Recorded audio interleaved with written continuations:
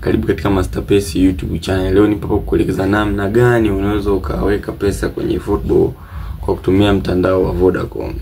Ni rahisi sana na nitakuelekeza kwa undani zaidi, ambapo hata mwenyewe ukiweza kufanya dakika 2 tu unahamisha pesa kwenye football na unaweza ukanunua coin au ukanunua mchezaji unayemtaka wewe au items. Sasa kama wewe mara yako ya kwanza kutembelea channel yangu ya YouTube, basi naomba bonyeza alama subscribe hapo chini ili tuwe pamoja, ili ninapotoa video nyingine usiwe mbali. Pia unaweza ukashare video kwa jamaa na marafiki na wenyewe wakajifunza namna gani tunaweza tukanunua coin kwa mtandao wa Voda. Nimeona nitengeneze video ya Voda kwa sababu watumiaji wengi wachezaji wengi wanaocheza football wameuliza maswali kuhusiana na Voda, kwa sababu Voda ndio mtandao unaotumika sana hapa Tanzania. Kwa ngoja tuanze. Kwanza, katika kufanya hiyo transfer ya hela kutoka kwenye Vodacom kwenda kwenye football, tunakuwa na vipengele hivyo vinne. Kipengele cha kwanza ni kutengeneza kadi. Kipengele cha pili ni kuweka pesa kwenye kadi. Kipengele cha tatu ni kutazama taarifa za kadi. Na kipengele cha 4 na cha mwisho ni ku-add credit au debit card. Sasa hiyo ni kwenye ndani ya game kule. Ni rahisi sana. Sasa ngoja tuanze na kipengele cha kwanza. Kipengele cha kwanza, kulingana na namna ambavyo nimetengeneza hii flow nzima, kipengele cha kwanza ni kipengele cha kutengeneza kadi. Kutengeneza kadi kwenye Vodacom ni rahisi sana. Unafanyaje? Kutengeneza kadi, unaminya nyota 150 nyota 00 alama reli, yani ile menu ya M-Pesa. Ukishaminya utachagua namba 4 lipa kwa M-Pesa. Ukishaminya namba 4 lipa kwa M-Pesa, utaenda namba 7, utakuta wameandika Visa card. Ukishaenda namba 7 Visa card, utaenda namba 1 imeandikwa tengeneza kadi. Ukishachagua namba 1 tengeneza kadi, basi hapo unakuwa umeshatengeneza kadi. Na hisi atakwambia uandike namba ya siri. Kadi itakuwa imeshatengenezeka. Kipengele cha kwanza kimeisha. Kipengele kinachofuatia cha pili ni kuweka pesa kwenye kadi. Kwenye kuweka pesa kwenye kadi inategemeana. Utakuta kuna wale wanataka nunue coin zile za 3000 labda. Unatakiwa uweke at least hata 3600, 3700 kitu kama hicho, kwa sababu unakuwa kuna makato pale. Wenyewe wanakata hela kwenye wanavyohamisha hela. Kwa hiyo lazima uweke hela izidi kidogo. Kuna wengine walikuwa wanauliza kwenye video niliotengeneza kwenye kuhamisha kwenda Tigo. Walikuwa wanambia kwamba mbona naweka hela lakini haihami. Ujue hapo wanataka kukata hela, makato yao wanakuta hela haitoshi. Kwa hiyo ongeza hela kidogo. Kama unaweka 8000, basi unataka wakati koni za 12000, basi weka hata 13000 au 14000. Ukiendelea kugoma ongezea kiasi cha pesa. Sawa. Sasa jinsi ya kuweka pesa kwenye kadi, utaminya kama kawaida nyota 150 nyota 00 alama reli menu ya M-Pesa. Yezeni utaenda namba 4 lipa kwa M-Pesa, utaenda namba 7 Visa card. Ukishaenda namba 7 Visa card, zeni ndio utachagua namba 3 weka pesa kwenye kadi. Kwa maana hiyo pesa ambayo utakayoiweka kwenye kadi itakuwa kwenye M-Pesa yako kwanza. Ukiweka kiasi pale ndio kitaenda kwenye Visa card. Kwa mfano, kwenye M-Pesa unaweza na 5000, ukiletoa sehemu ya kuweka pesa kwenye kadi, ukienda kabla kununua coin za 3000, basi tuweka hata 3600 au 700.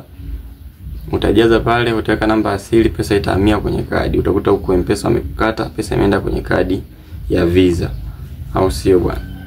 Hicho ndio kipengele ambapo tunaweka pesa kwenye kadi. Ukishakuwa umehamisha pesa imeenda kwenye kadi, kipengele kinachofuatia ni kutazama taarifa za kadi. Yaani taarifa za kadi yako uzitazame. Au sio bwana?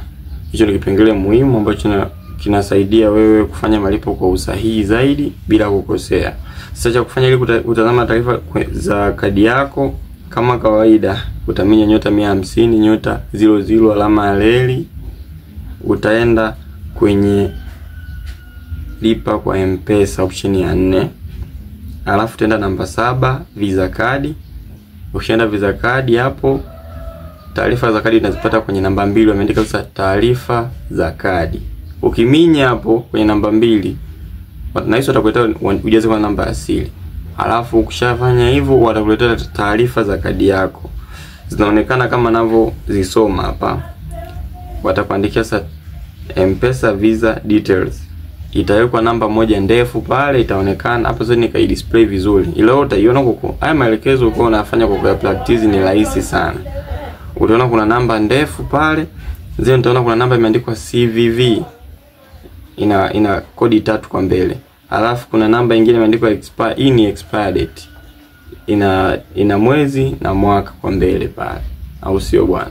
Sasa ukishaona umeziona hizo taarifa, basi taarifa hizi zitunze, ziweke, hata kama ni screenshot basi chukua hata screenshot, au fanya namna fulani wewe unazipata yani kwa wakati, kwa sababu sasa hizi ninaenda kufungua game, au sio bwana? Kwa taarifa zikae unajua ni hizi hapa ninazo. Sasa kinachofuatia kipengele ni ku add credit or debit card. Ku add credit or debit card maana yake utafungua game la football, utaenda sehemu ya shop, kwenye shop pale. Ukishaenda kwenye shop pale, utaenda kwenye coin ambazo unataka kuzinunua wewe kulingana na pesa ambayo umeshaiadi kwenye kadi yako. Ukishaenda kwenye hizo coin, ukiminya, kama hujawahi kununua coin, utakuta wamekuandikia pesa add credit or debit card. Ndio utakapochagua hiyo sehemu add credit or debit card, utagusa pale. Ukigusa utatoa gap, magap ya kujaza itaweza kusema gap yenyewe hapo kama hivi: kadi namba MMYY alafu na security code, au sio bwana? Sasa hapa unapokuwa makini kwenye kadi namba hapa, utajaza zile utachukua zile namba zilizoandikwa ndefu pale kwenye M-Pesa Visa details, kuna namba ndefu pale kwenye taarifa za kadi yako kule, zile namba ndefu utazichukua, utazijaza kwenye kadi namba kama zilivyo. Alafu kwenye MMYY hapa utajaza expire date, kule imeandikwa expire date, maana yake ni mwezi, mwaka, month, y mwaka. Maana yake utaandika mwezi, utafuata utaandika mwaka. Sasa inaonekana sasa kule kwenye ile kadi yako kule, ambapo tulikuwa tunaangalia kwenye M-Pesa detail, tulikuwa tunatazama kadi. Imeandikwa sasa expire, imeandikwa XP. Kwa pale utachukua ile mwezi na mwaka, utajaza pale kwenye MMYY kama inavyoandikwa kule. Alafu kipengele kinachofuatia ni cha security code. Security code ndo hizo CVV. Zinakuwa 3 tu CVV. Kwa wewe cha kufanya, utachukua zile CVV kama zilivyo zile namba 3 utajaza kwenye security code. Mpaka hapo unakuwa umeshamaliza. Utakuta kuna option kwa chini imeandikwa save card, utaminya pale save card, itasave. Ikisha save itakuletea option imeandikwa one tap buy. Ile option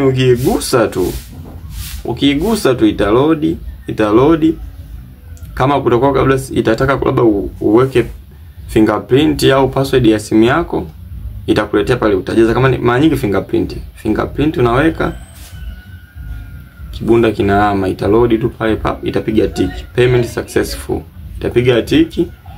Utaona pesa coin zako pale zimeongezeka, unaweza kufanya malipo na ukapata coin zako. Nadhani umenielewa. Kama umeelewa, usahau kusubscribe, kushare na jamaa, comment hapo chini. Kama kutakuwa kuna changamoto, niambie hapo chini. Kama kutakuwa labda unahitaji mafunzo mengine, pia utaandika hapo chini kwenye comment. Mimi nitapitia comment zote za kureply na zireply, ila kwa zile za msaada wa video nitatengeneza video na kuja nao video mpya ambayo itakuelekeza kuhusiana na kitu ambacho kinakuwa kinakusumbua.